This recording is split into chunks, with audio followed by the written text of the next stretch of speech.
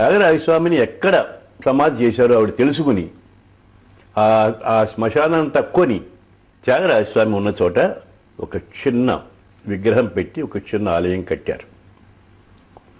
ఆ తర్వాత క్రమంగా ఆవిడకు ఉన్నటువంటి ఆస్తి మంగళసూత్రాల దగ్గర నుంచి కూడా అమ్మేసి అక్కడ త్యాగరాజస్వామికి ఒక ఆలయం కట్టి ప్రతి సంవత్సరం ఆయన ఆరాధన మహోత్సవాలు చేయాలని చెప్పేసి ప్రారంభించారు ఆవిడ.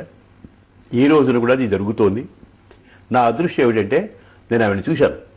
నేను మొట్టమొదటి త్యాగరాజోత్సవాల్లో 26లోనే పాడినప్పుడు ఆవిడ ఉన్నారు అక్కడ. నాకు అరగంట టైం ఇచ్చారు. జనం అంతా ఇంకా కావాలన్నారు. ఆ గంటన్నర సేపు పాడాను 26లో. ఇంకా పాడమంటే బెంగళూరు నారతమ్మ గారు వచ్చి పరిగెత్తుకొచ్చి దిష్టి తగులుతుంది నాయన అని చెప్పి నన్ను ఆవిడ ఎత్తుకుని ముద్దెట్టుకుని అల్లా త్యాగరాజస్వామి దగ్గరికి తీసుకెళ్లిపోయి ఆయన పాదాల దగ్గర పడేసి అక్షతలు వేసి దిష్టి తగలకుండా నన్ను ఆశీర్వాదం చేశారు.